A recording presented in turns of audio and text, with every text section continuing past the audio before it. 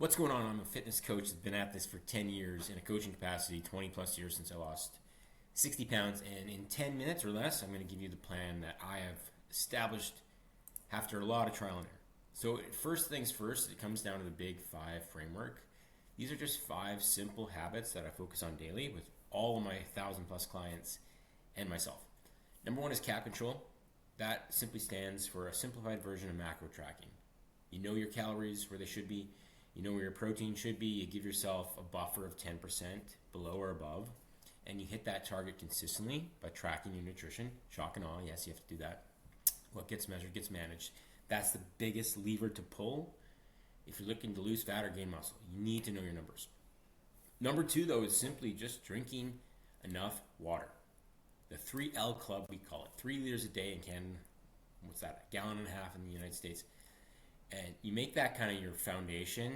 It's going to help with like appetite control because you can tell the difference between thirst and hunger. Your joints feel better, your workouts, your brain functions better. It's hard to change your situation without hydration. Okay. Number three, though, and this is a big one that adults struggle with, is prioritizing quality sleep. And I'll talk about some steps you can take to improve that. But most of the time, it means putting down this dopamine device and reading a book, having a hot shower, just unplugging from the matrix, the notifications, so that you can get to bed on time and then work back from that 7+ hours before your alarm goes off. Number four is lift heavy weights. This is not those circuit workouts, not Orange Theory. Sorry, I mean that can fit into the movement bucket, but deliberate strength training that has you doing 12+ quality sets per muscle group per week. Split it up however you want. I'm going to show you how I split it up. But you do that, that's going to change the game. Because now it's not just about losing weight on the scale, it's about recomposition. Building muscle while dropping fat. And that's what makes you look the part. Fifth and final is your step count. And this is a real hack. I mean, you need time to do this. And that's the unfortunate part. But oftentimes, there is time for this that you're not accounting for. You could do that call that took you 45 minutes with your team well pacing around your office, kitchen, outside. Heck, get some sun while you're at it. You can bump that up to 12,000 steps. Like, you're losing more and more fat the more steps you take, and it doesn't have the compensation effect that like hard workouts have or hard cardio sessions have, where you eat back the difference and you move less because you're so fatigued. Walking is restorative, but it does burn calories. Okay, so you do those 5 things consistently, you'll win. Now here's an example of my push day workout. Okay, so I tend to do, the best way to do this is frequency, meaning you hit these workouts twice per week. So I might do push on Monday, again push on Thursday or Friday. So there's like a 72 hours, 3-4 days in between. You're recovered by that point. It also means you don't have to just kill yourself with the volume. For me, chest is a strength of mine, so I tend to put it in kind of maintenance mode right now. I like stretch movement first, pec flies, get some blood pumping. It's hard to do effective pec flies at the end of the workout. And then when you go into presses, you've got some pre-fatigue, yes, but some blood in the joint. Less likely to strain something, get an injury if you're doing heavy pressing after a warm-up. So you probably won't max out, and that's okay. 8 to 12 reps on the accessory work, like cable stuff, I tend to go 12 to 15 reps per set. So a couple sets for chest, not a couple sets, a couple exercises, 6 to 8 total sets, not including a warm-up set or two. And these are working sets. And then for dumbbells, we've got cable lateral raises, dumbbell lateral raise. So the cable's kind of hitting more the rear delt, dumbbell is more the front to side delt. Okay, and then a couple things for triceps. Cable pushdown is the shortened version, and overhead obviously is the lengthened version. So you're covering all your bases there. Again, you can play with the volume. If you have a real trouble spot, you might want to increase the volume. I tend to, these smaller muscle groups don't generally need as much volume, especially if you're hitting it. Again, we don't want to mess with your elbows. Pull day, so back and biceps, there's synergistic effect there. So you're going to get some back on your bicep movements, not much, hopefully not much, but you'll definitely get some biceps on your back movements. So pull down, I sometimes get, throws off my neck, so I'll sometimes do a different version of that where it's like a pull over, where I stop at shoulder height if I'm having neck issues, but I start with that generally speaking. Landmine row, dumbbell row, look these up. I mean, that's just fairly basic. Pulling to your hip, right? Not this overhead movement where you're pulling to your shoulder.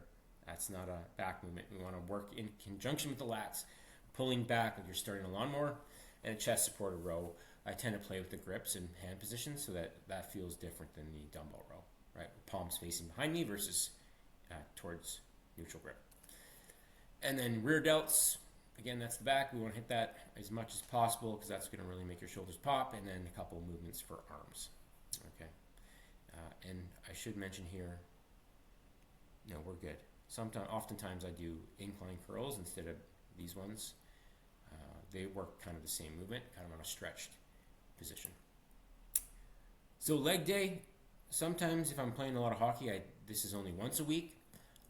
So that's a factor that usually works out to 5 sessions a week, which not optimal necessarily. I think I'd like to get everything into 4, but I like to focus on legs and legs alone. So I'll do an explosive power movement just to warm up. Box jumps, you could do 5 minutes on the bike if that doesn't seem appropriate for you. I like to start with hamstrings. That kind of grooves the movement. Your back squats will feel better if you've done some hamstring curls prior, I find. That was a tip from John Meadows way back in the day. May he rest in peace. And then deadlifts for a secondary hamstring movement. And then I'll just do kind of some accessory work for quads, leg extension, Bulgarian squats. Those are always tough. And I'm mixing calves. I mean, I was 260 pounds. My calves are strength simply because of that, but I definitely at least do a few sets for maintenance purposes. Moving on, testosterone. I'm 41 now. I find the foundation works best. People are getting on TRT that have no business doing it, and then it just complicates matters.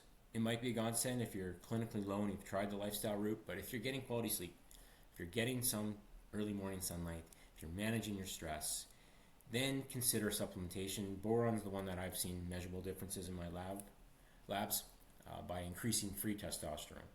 So your mileage may vary with that. There's not a lot of research on it. It's a really cheap supplement that I find anecdotally. It's not placebo because I've done it before and after and the lab showed a difference. Consider that. But again, discuss these with qualified healthcare professionals. On that same token, my supplements are as basic as they come.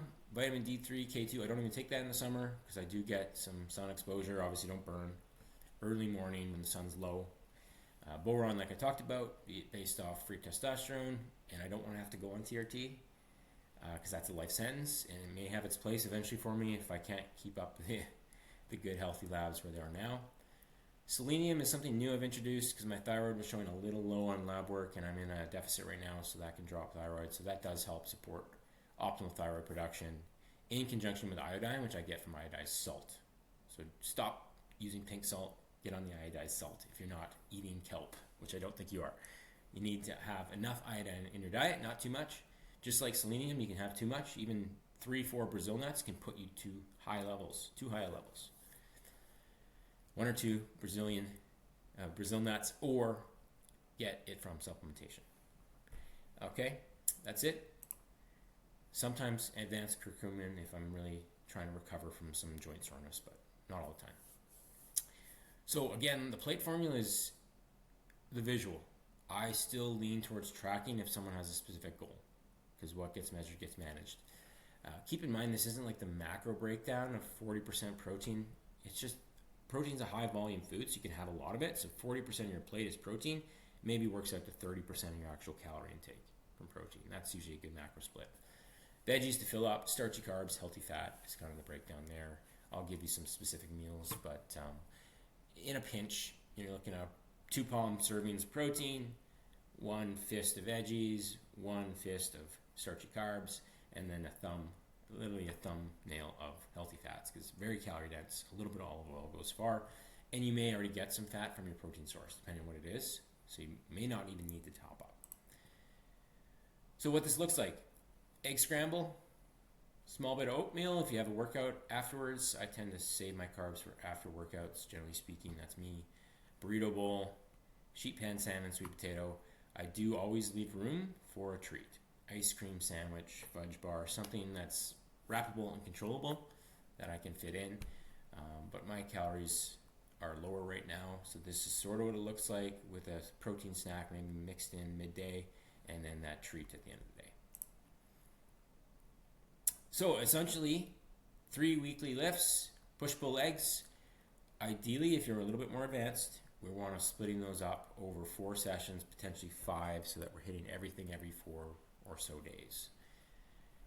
Diet uniform is going to be key, meaning eat mostly the same things at breakfast and lunch.